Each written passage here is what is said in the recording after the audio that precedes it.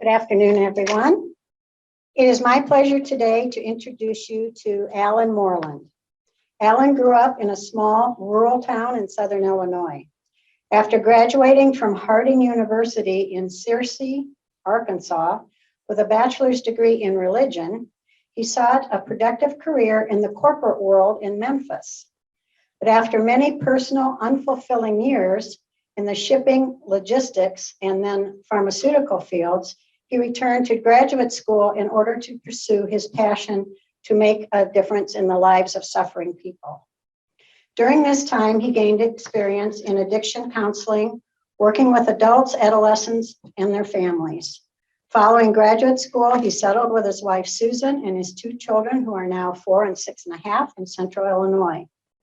Alan is a licensed marriage and family therapist, a certified sexual addiction therapist, and an EMDR trained specialist, eye movement desensitization and reprocessing. That enables him to treat those with a variety of addictions and trauma, which often he maintains commonly coexist.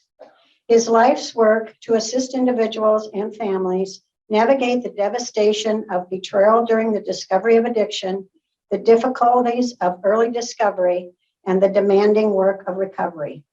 Please welcome Alan Moreland.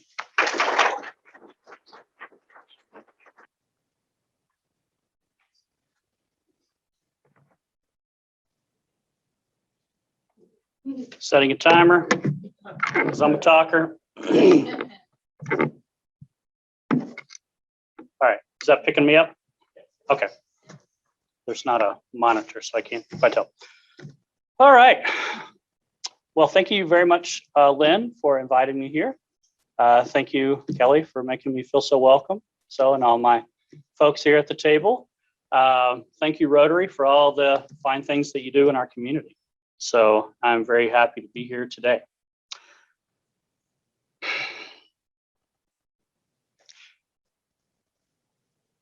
want you to take a moment, kind of empty your minds, and just notice what do you think of when you hear the word PTSD? Feel free to say it out loud.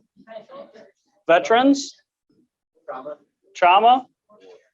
Warfare? Anything? COVID? Thank you. Yes. Yes. Whew. Just read something about the ER doctors, I think in New York City, and how they're still struggling, you know? Yes. So we all have these preconceived notions of what PTSD is today. And so let me tell you what I'm going to talk about.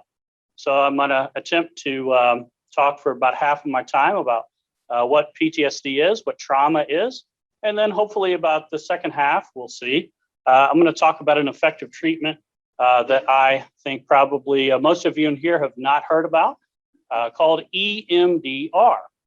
Now, EMDR is an unwieldy little acronym. I compare it to AT&T. Does anybody know what AT&T actually stands for? Raise your hand. Ah, look at you. Only people with white hair know what it stands for. Yes.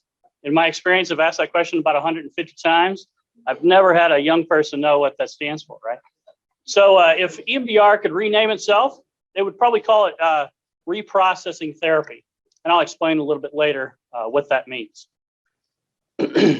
So on May 28th of 1944, my great-grandfather, John Lowry Youngblood, his eldest son, and his youngest son were all killed simultaneously when lightning struck a barn while they were out milking the cows. My family says my grandmother was never the same after that. That's how country people talk about trauma. I believe most of us, in some way, shape, or form, are affected by trauma, whether we realize it or not. I certainly have been in my life. So today I'm going to talk about a couple misconceptions of what trauma is not in order to help define what it is.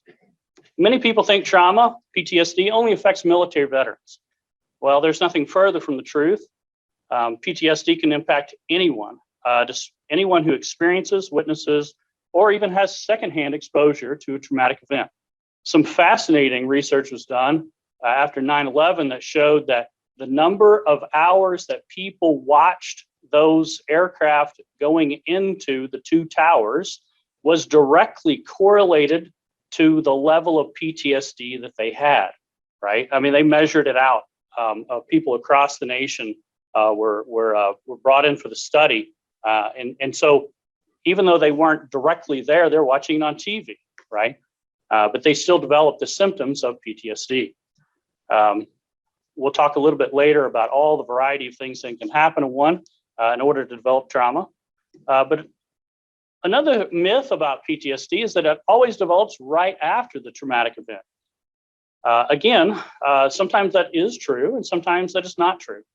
I talked to a fella, he was a Vietnam vet, and he was having what's called late onset PTSD, right? He served our country, 45 years ago. My math is a little shaky, so don't trust me on that. In Vietnam, and here he was at the tail end of his life, and he was kind of looking back over his life with that, I think, in a way that a lot of people do. And he was revisiting some of those memories for the first time in a very long time. And as he revisited those memories, he developed symptoms of what's called late onset PTSD 40 years after those things happened. Another myth is that someone has to be mentally weak in order to develop PTSD. People should just get over the traumatic event, right? Again, nothing further could be the truth.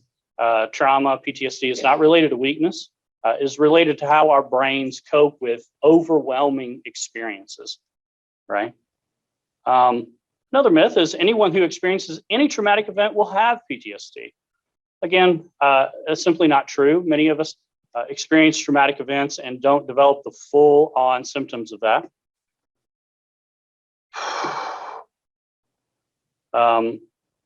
Another one is just give it time. Time heals all wounds. It's simply just not true. People that have significant PTSD will not heal over time. It will not just go away, right? It will not resolve itself on its own. And finally, there is an idea that, well, you just can't do much about it, right? So, let him cope with it let him or her cope with it the way that him or her copes with it, whether that's through the bottom of a bottle or isolating themselves or a number of other ways. But it is treatable, right? And so today I'm going to talk about a little bit of what we can do to help people with trauma, with PTSD. Just a few other little points. Actually, I'm going to tell a story that I think we're all familiar with. And it highlights a very important aspect of why certain people go through traumatic events and don't develop PTSD and why other people do. It's the story of Lieutenant Dan in Forrest Gump. Is everybody familiar with that movie? So does anybody know why Lieutenant Dan was so angry at Forrest? When he got hurt, he wanted to die and not. Why? Because his whole family had died before. Because it was his legacy to do what? To die in an American war like all of his forebears, right? Oh, that's excellent. Most people take a little while to get that. Yes. He was angry at Forrest for pulling him out of that jungle because it was his legacy to die in Vietnam. Because his father died in, I guess, World War II. His grandfather died in World War I. His great-grandfather and great-great-grandfather all died in great American wars. So he made meaning of that in a very particular and specific way. Now, as you see the arc of Lieutenant Dan, where do we see him in the movie next, right? Anybody remember? They were in the Big Apple, right? Right? What was Lieutenant Dan doing? Right? He was drinking away his resentment, his bitterness, right? And all those, traumatic things that had occurred to him in Vietnam, right? And then where do we see Lieutenant Dan next? On the fishing boat. He shows up, one of my favorite scenes in the movie, by the way. He shows up on on the dock, and Forrest waves at him, and he steps right off the dock into the water, and he swims over to Lieutenant Dan, and his boat circles around and hits the dock, right? Gotta love Forrest, right? Lieutenant Dan says, I promised you that if you became a shrimp boat captain, I would be your first mate, right? And then we remember the scene where the hurricane comes, and what did Lieutenant Dan do? He strapped himself to the top of that mast, right? And he cursed God, right? As though he were reading straight from the book of Psalms or Lamentations. He cursed God, that God took away his legacy, right? And there was something incredibly healing about that for Lieutenant Dan, because then the next time we see him, right? Last question, by the way. Does anybody remember the last time we see Lieutenant Dan in the movie? He shows up at Forrest's wedding, right? And what is different about Lieutenant Dan? He now has legs, right? And he also has a wife. And where is that wife from? She's from Vietnam, right? And so I love that story. I really do. It's the story of healing, right? And his healing was so complete that he wasn't only able to have a spouse in his life, right? Because the anger had been purged from him, but he also was able to actually marry a woman from the country that took away his legacy, right? So the shift in meaning of that in that movie is just tremendous to me. Now, let's go back to my more clinical explanation of PTSD, right? So what shapes us is how we make meaning of something that happens to us, right? So Tom, Dick, and Harry may go to war, right? Or Tom, Dick, and Harry may have something really terrible happen to them, and Tom and Dick are fine, right? And Harry develops PTSD, right? And people ask, why is that? Well, there might be some genetic stuff about that, right? A little bit. But really, it's about how they make sense or they make meaning of those things that occurred to them, right? And we see that. I love that story of Lieutenant Dan. Now, I'm hesitant to tell the story of Lieutenant Dan because I don't want to keep promulgating the myth that PTSD only affects veterans. And I thought long and hard about other movies, characters in movies that I thought people would see, and it just stands out for me as one of the best. So I just want to make sure I reiterate: PTSD affects people besides military veterans. Okay, so.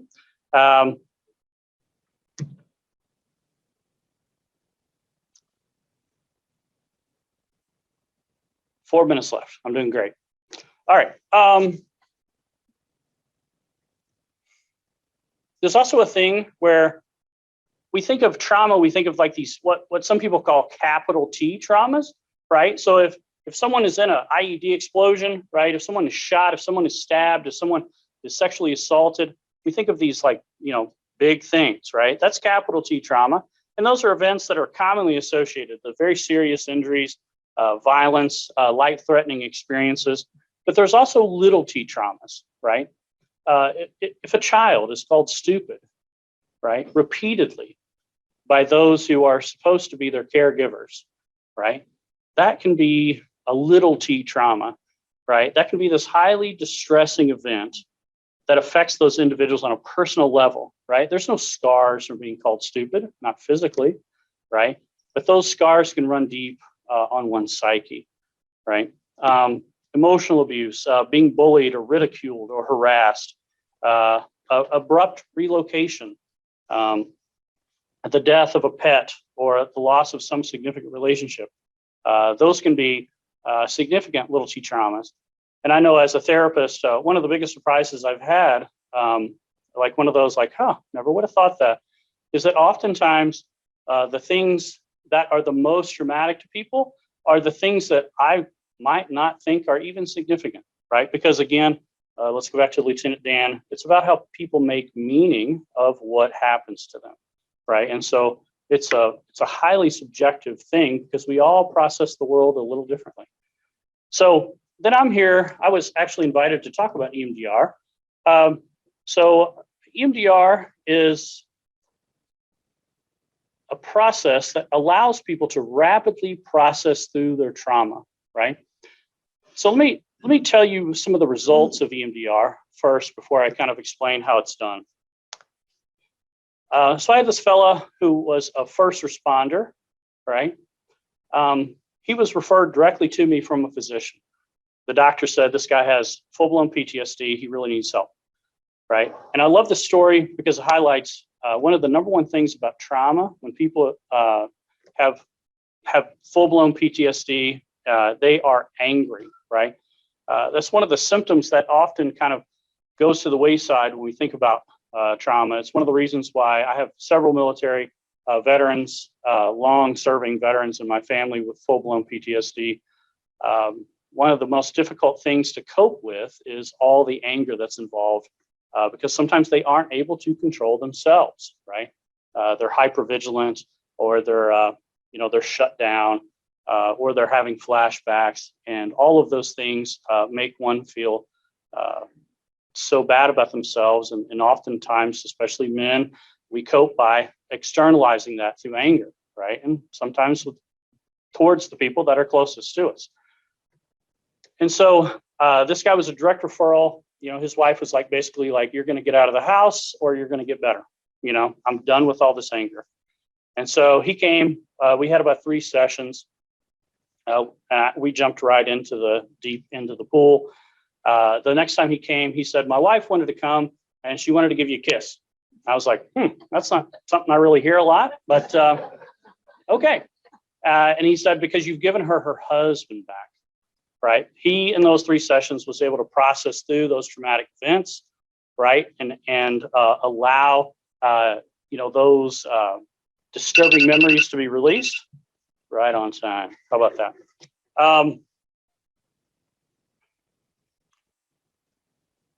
And no longer had that disturbing symptom of anger, right?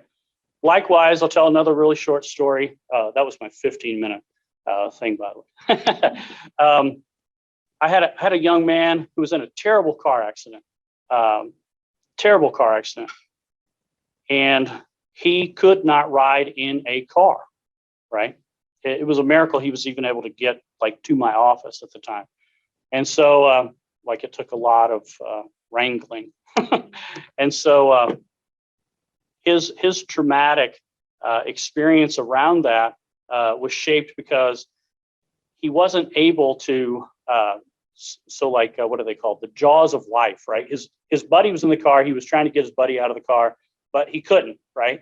And so he made meaning of that he was weak, right? He had this negative self-reflecting thought, I am weak because I can't get this door open. Oh, well, it took like the jaws of life, I don't know, what is that, 10,000 PSI or something to cut the thing open. But in his mind, right, he had this negative thought about himself, and it's kind of wrapped up in all this emotional disturbance, right? And he wasn't able to get the door open, so he had to sit there, for I don't know how long until the first responders came to get his buddy out. So we processed this through EMDR, 6, 7 sessions, I think. And he finally came back and he was like, I don't even think about the car ride anymore. He was like, by the way, I actually drove myself today. And, I no longer find that event in my life disturbing. I totally remember it, right? It's still there, but I no longer feel controlled by it, right? And then he said something interesting. He said, also this thing about being weak, was a thing from my childhood, right? And he told me many stories about how oftentimes, we have these little cracks in our psychic sidewalks, and those cracks are somehow related to how we make meaning of the world, right? So the other story I told, that fellow felt like he was powerless to help those that were the victims of the first response, right? Well, he also had some childhood things that happened to him where he felt powerless to be able to help other people, right? Now, illogical, irrational as it was at the time, it was also logical and rational in the adult situation as well. But that's how he made meaning of that, right? And it was so overwhelming to him that he developed PTSD symptoms, right? What EMDR does is it helps people to focus on a memory, and it helps our minds. We have this little structure in our minds. It looks like a little reverse saddle. So it kind of looks like if you cross your hands and It's right on top of our limbic system, and it's right underneath our cortex. It's like central to all the parts. It's called the hippocampus, right? And it helps our brains kind of basically store information, right, in different ways. It helps to activate that part of the brain because here's what happens when we're in a traumatic event, right? So I know Dave, so can everybody hear me if I talk without the mic, by the way? Maybe I shouldn't move, I don't know. But if, oh, okay. Well, I'm almost done. I don't want to cause trouble. Oh, thank you. So this is something, thank you so much. This is something I do in my office all the time, right? If I hold my pen like this, it's not threatening at all, right? But if I hold my pen like this, right, almost invariably, someone's eyes will, their gaze will avert from my eyes to the tip of this pen, right? Especially if I'm in like proximity to them, right? There's a part of our brains that are immediately, right, evaluating threat. It's constantly happening.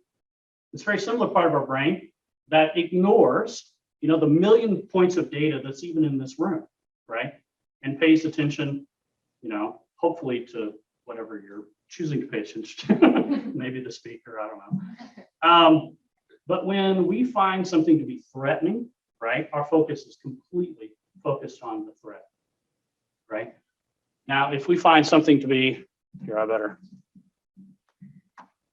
there we go, thank you. If we find something to be threatening, then certain things happen in our brains, right?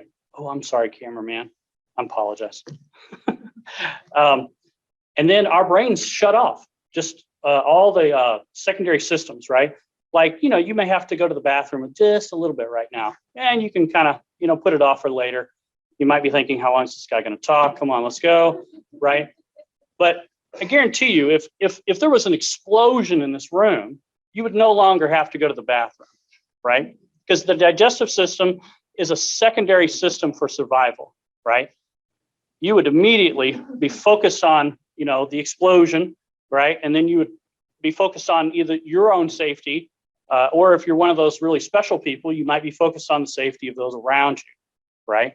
But immediately your body would change, right? All the systems would turn off. Well, one of the things that's turned off is how we store information, right? And so part of the hippocampus that decides where to store information is shut off, right?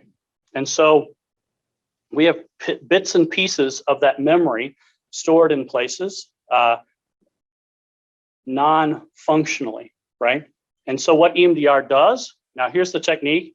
Now I'm from Missouri, and I'm the kind of guy that like needs to be shown something. So when I first heard this, I thought it was absolute hokum.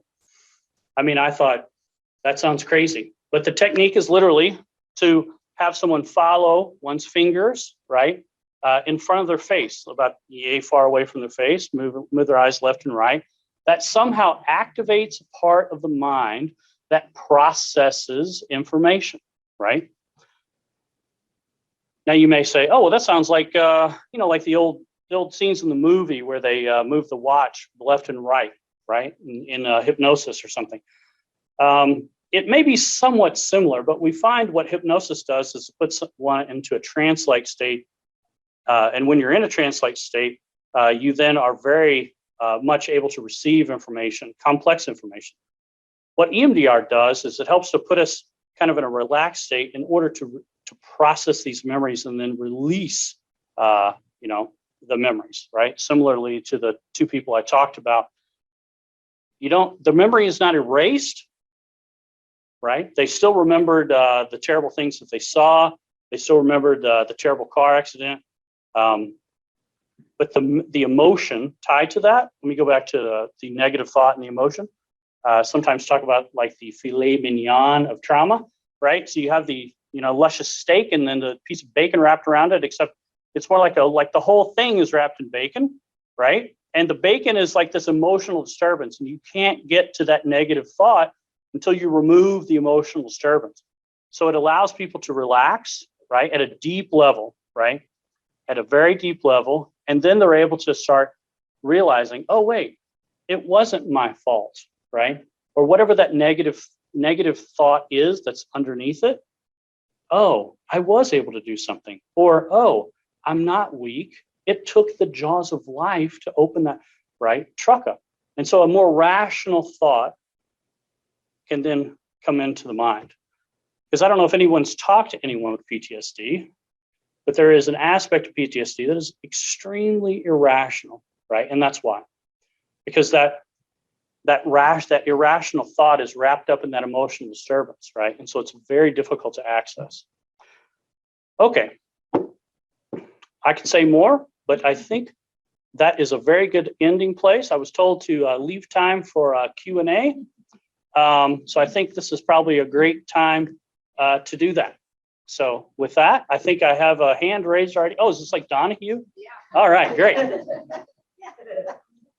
Can you explain again, I didn't quite catch what you said. You mentioned, right before you mentioned hypnosis. Yes. Can you describe again how you get the patient to reach that relaxed state? Right. Well, the technique is quite simple. You have a person focus on the memory, and then while focusing on the memory, you do what's called bilateral stimulation, right? So, our brain has hemispheres, our body has hemispheres, and so you can do many different things. One of which is move your fingers in front of a person's eyes, have them move their eyes left to right, like I'm doing right now, which is calming, even as I talk to you because I'm nervous. Or you can tap on their knees, or if it's like a small child that has PTSD, you can tap on their shoulders, right? And it's like the rhythmic tapping left and right, or the movement of the eyes. Yes. Yeah. Thank you. In these sessions, do you find that the people come to the realizations themselves sometimes, or is that all you drawing that out of them with like going through The former, yes. Yeah, I tell people quite frequently, what we're going to do is going to help you. It's not because I'm such a great therapist, although I think I'm pretty good. But it's because your mind is reprocessing the information, right? And that's what it does. That's why one of the reasons I love it, because I can easily jump to a certain conclusion of, of course, it's this reason he got traumatized by this. And then we'll do the EMDR and it will be something totally different. Yes. Thank you. So what are some of the do-it-yourself home remedies for treating any sort of PTSD at home, or just simple things you can do on your own? Well, there's always alcohol. Just kidding. There is a high co-occurrence of alcohol abuse with trauma. So yes, I wouldn't recommend that. Meditation or relaxation, right? Many times people that have PTSD are just like, go, go, go, go, especially in their minds. And so to be able to relax, to be able to meditate or use mindfulness, to be able to release that energy in healthy ways, like exercise, or going on a hike, or some sort of exertion, frequently can be helpful for people. Talking about it in a group setting can oftentimes be helpful. I love to hear about even like church groups having places where people can go. There's lots of therapy groups that deal with this kind of thing. So yeah, I could answer that question for a very long time, but I hope that's. So the examples that you gave are kind of like the big T. Does it also work with the little t? So like if you had ongoing physical or emotional abuse as a child and now you're an adult later in life? Yes, excellent question. Yes, I disparage myself for my poor choice of examples. Let me talk about neglect. So neglect is a wily little thing because it is actually the absence of something. And so if one is neglected, that is a normal state to them. So it can be a real hard sell sometimes to convince someone that, the current manifestations of their problems are because they didn't get something when they were kids, even though they consider that state to be perfectly normal, right? Even that can be targeted, right? So the answer to your question is wholeheartedly yes. It helps to have a specific memory. Sometimes it's like, when when you go fishing in the bobber or the cork, depending on where you're from, we're right in bobber cork divided country. So it's like Cardinals and Cubs, so when it goes under the water, you got to pull the pole to set the hook, right? So you need that memory to kind of hook whatever that is. But even lower T traumas can be processed very effectively. Yes.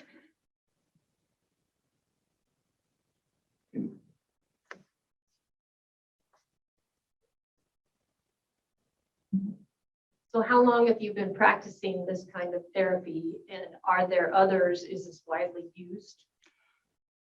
I was trained, that's an excellent question. I was trained in 2012.